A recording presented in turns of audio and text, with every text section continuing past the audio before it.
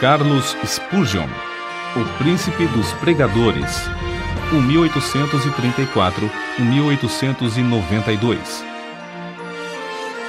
No período da Inquisição, na Espanha, sob o reinado do imperador Carlos V, milhares de crentes foram queimados em praça pública ou enterrados vivos.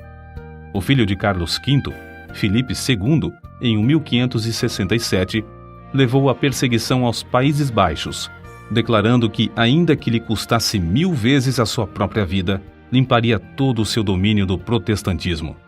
Antes da sua morte, gabava-se de ter mandado ao carrasco pelo menos 18.000 hereges. Ao começar esse reinado de terror nos Países Baixos, muitos milhares de crentes fugiram para a Inglaterra. Entre os que escaparam do concílio de sangue, encontrava-se a família Spurgeon.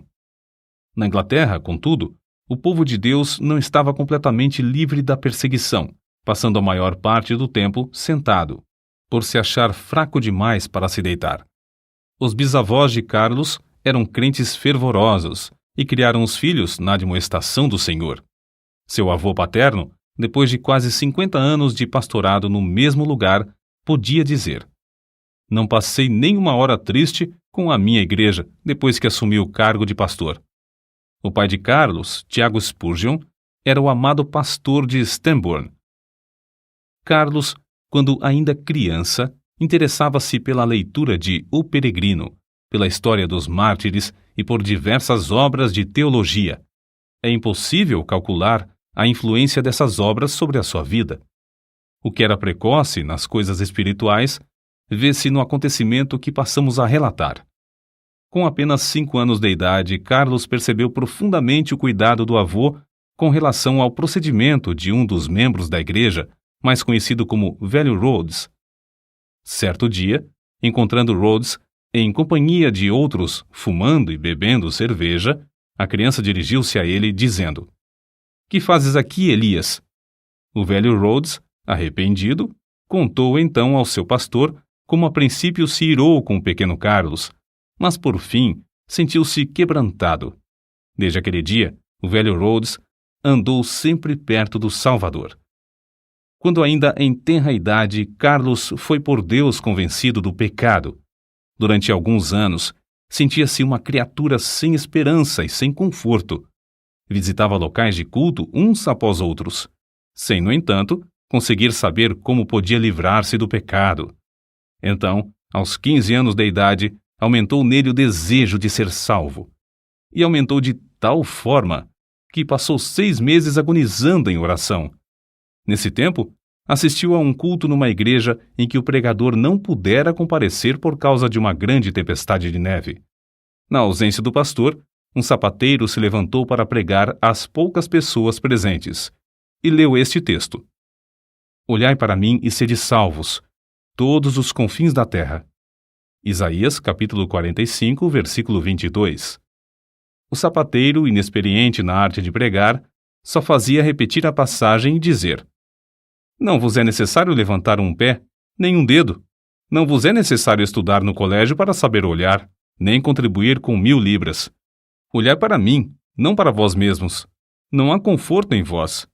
Olhai para mim, suando grandes gotas de sangue. Olhai para mim, pendurado na cruz. Olhai para mim, morto e sepultado. Olhai para mim, ressuscitado. Olhai para mim à direita de Deus." Em seguida, fitando os olhos em Carlos, disse: "Moço, tu pareces ser miserável. Serás infeliz na vida e na morte, se não obedeceres." Então, gritou ainda mais: "Moço, olha para Jesus. Olha agora." O rapaz olhou e continuou a olhar até que, por fim, um gozo indizível entrou na sua alma. O recém-salvo, ao perceber as constantes investidas do maligno, foi tomado pela aspiração de fazer todo o possível para receber o poder divino e, assim, frustrar a obra do inimigo do bem. Spurgeon, por exemplo, aproveitava todas as oportunidades para distribuir folhetos. Também entregava-se de todo o coração a ensinar na escola dominical, onde alcançou de início o amor dos alunos, e por intermédio destes, a presença dos pais na escola.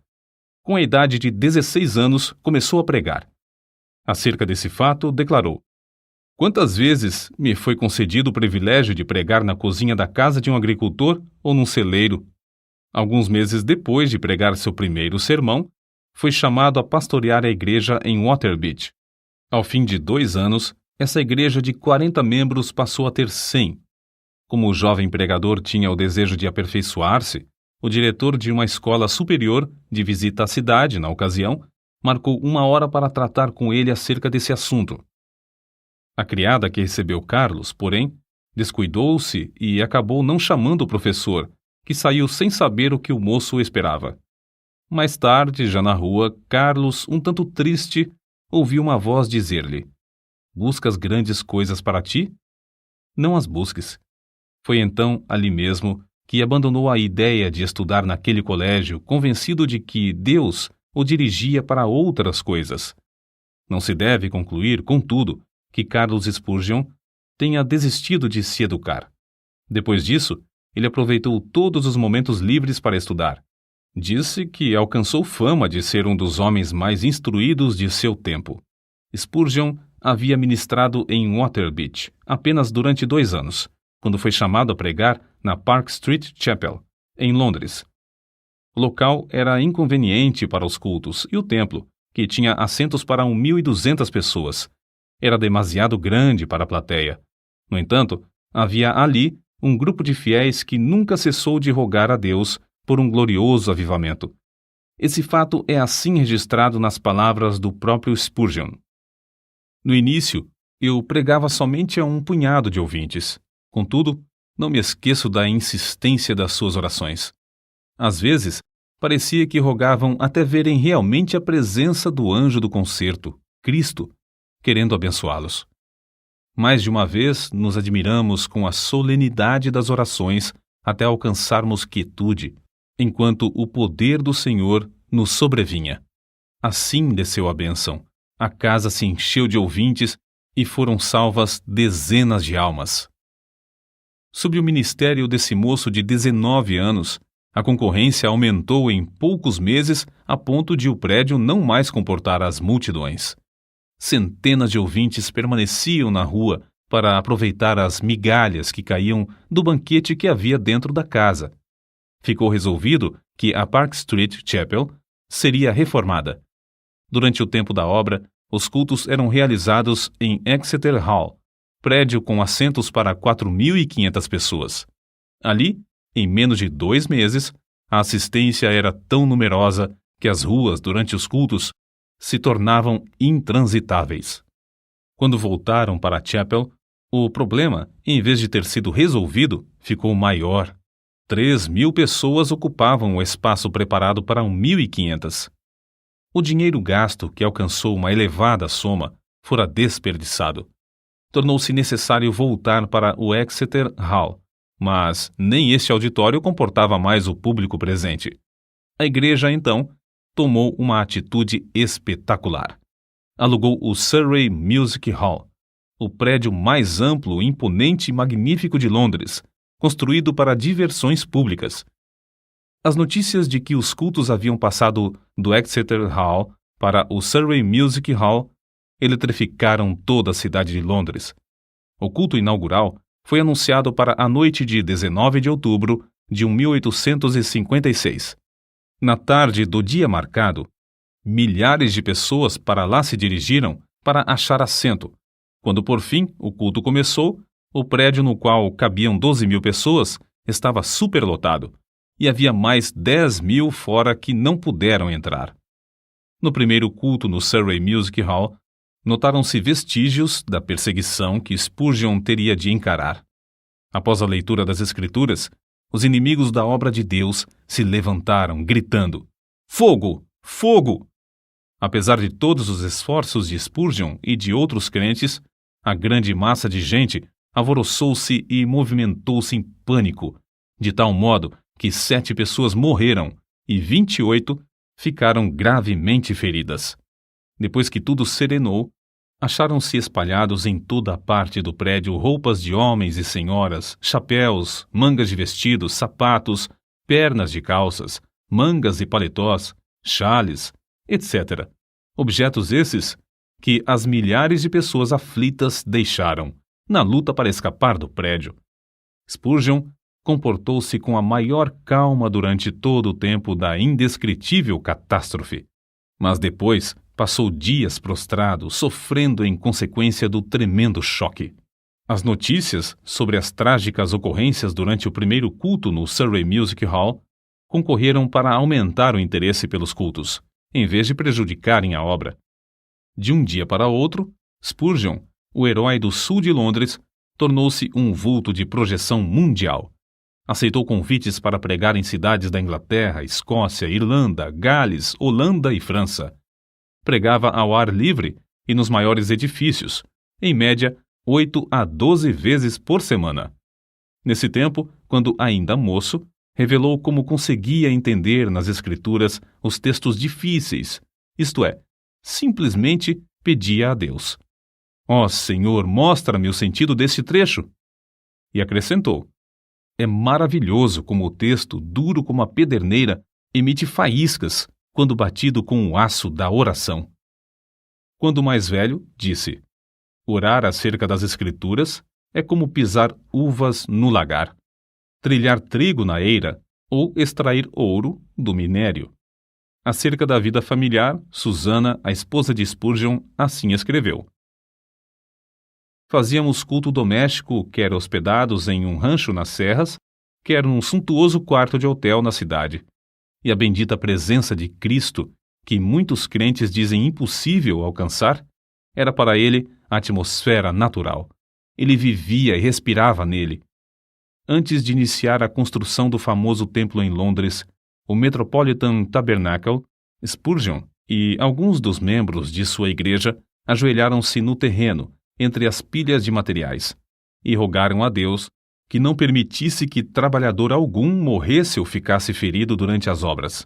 Deus respondeu maravilhosamente, não deixando acontecer qualquer acidente durante o tempo da construção do imponente edifício, que media 80 metros de comprimento, 28 de largura e 20 de altura.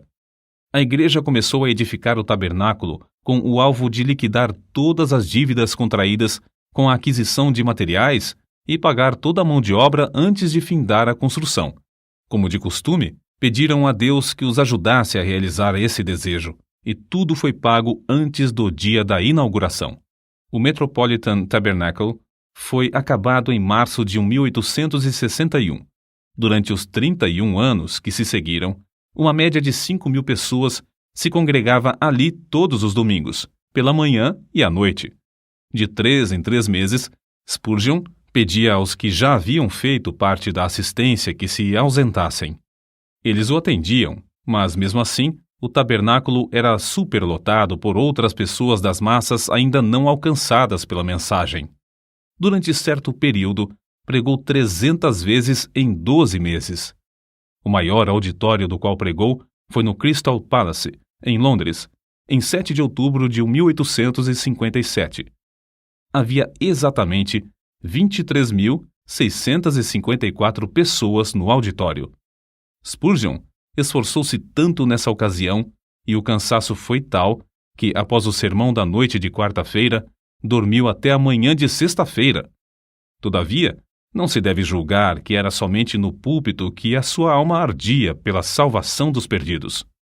Também se ocupava grandemente no evangelismo individual. Nesse sentido, citamos aqui o que certo crente disse a respeito dele. Tenho visto auditórios de 6.500 pessoas inteiramente levadas pelo fervor de Spurgeon, mas ao lado de uma criança moribunda que ele levava a Cristo, achei-o mais sublime do que quando dominava o interesse da multidão. Parece impossível que tal pregador tivesse tempo para escrever. Entretanto, os livros da sua autoria constituem uma biblioteca de 135 tomos. Até hoje, não há obra mais rica de joias espirituais do que A Tesouraria de Davi, 7 volumes sobre os Salmos, escritos por Spurgeon. Ele publicou tão grande número de sermões que, mesmo lendo um por dia, nem em 10 anos o leitor os poderia ler todos. Muitos foram traduzidos em várias línguas e publicados nos jornais do mundo inteiro. Ele mesmo escrevia grande parte da matéria para seu jornal, A Espada e a Colher. Título este inspirado na história da construção dos muros de Jerusalém no tempo angustioso de Neemias. Além de pregar constantemente a grandes auditórios e de escrever tantos livros, esforçou-se em vários outros ramos de atividades. Inspirado pelo exemplo de George Mueller, fundou e dirigiu o orfanato de Stockwell. Pediam a Deus e recebiam o necessário para levantar prédio após prédio e alimentar centenas de crianças desamparadas. Reconhecendo a necessidade de instruir os jovens chamados por Deus a proclamar o Evangelho e, assim, alcançar muito maior número de perdidos, fundou e dirigiu o Colégio dos Pastores. Esse trabalho foi marcado pela mesma fé em Deus demonstrada na obra de cuidar dos órfãos. Impressionado com a vasta circulação de literatura viciosa, formou uma junta de vendagem de livros evangélicos. Dezenas de vendedores foram sustentados e milhares de discursos feitos, além de muitas toneladas de escrituras e outros livros terem sido vendidos de casa em casa. Acerca de tão estupendo êxito na vida de Spurgeon, convém notar o seguinte: nenhum dos seus antepassados alcançou fama. Sua voz podia pregar às maiores multidões, mas outros pregadores sem fama gozavam também da mesma voz. O príncipe dos pregadores era, antes de tudo, o príncipe de joelhos. Como Saulo de Tarso, também entrou no reino de Deus agonizando de joelhos. No caso de Spurgeon, essa angústia durou 6 meses. Depois, assim aconteceu com Saulo. A oração fervorosa virou um hábito na sua vida. Aqueles que assistiam aos cultos no grande Metropolitan Tabernacle diziam que as orações eram a parte mais sublime dos cultos. Quando alguém perguntava a Spurgeon a explicação do poder na sua pregação, o príncipe de joelhos apontava para a loja que ficava sob o salão do Metropolitan Tabernacle e dizia: na sala que está embaixo, há 300 crentes que sabem orar. Todas as vezes que prego, eles se reúnem ali para sustentar minhas mãos, orando e suplicando ininterruptamente. Na sala que está sob os nossos pés é que se encontra a explicação do ministério dessas bênçãos. Spurgeon costumava dirigir-se aos alunos no colégio dos pastores desta forma: permanecei na presença de Deus. Se o vosso fervor esfriar, não podereis orar bem no púlpito. Pior com a família, e ainda pior nos estudos, sozinhos.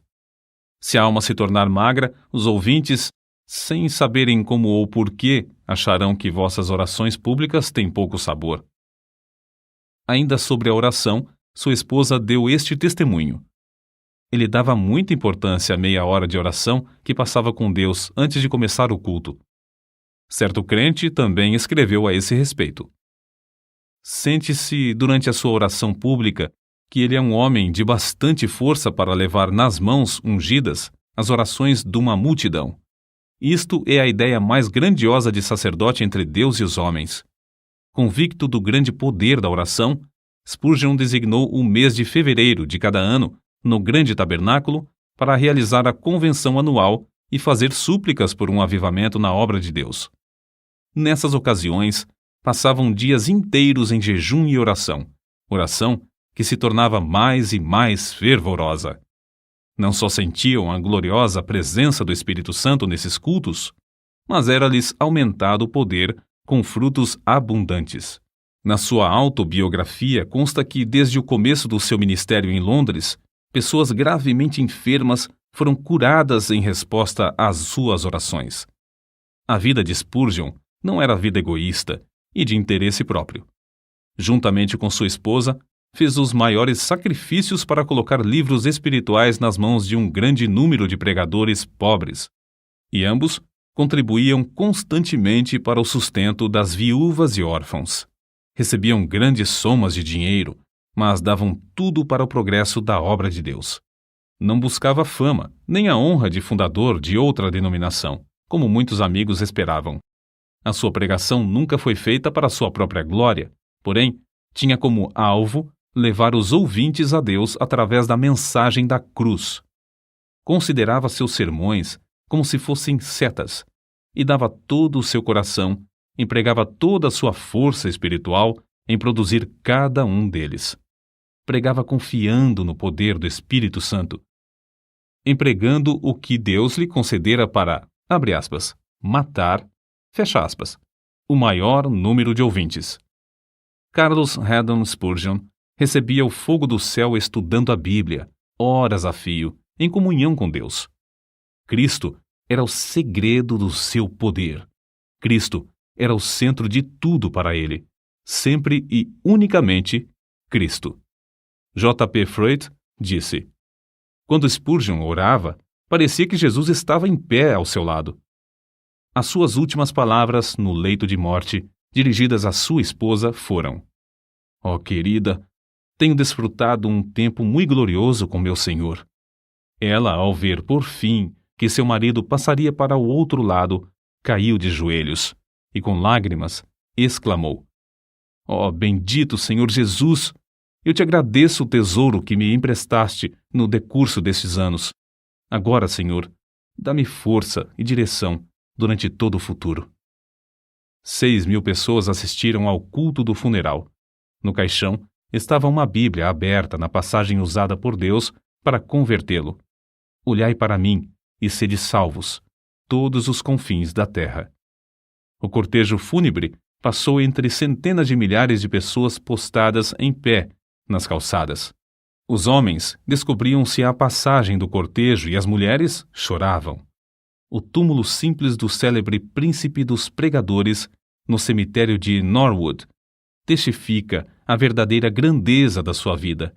Ali estão gravadas estas humildes palavras: aqui jaz o corpo de Charles Haddon Spurgeon, esperando o aparecimento do seu Senhor e Salvador, Jesus Cristo.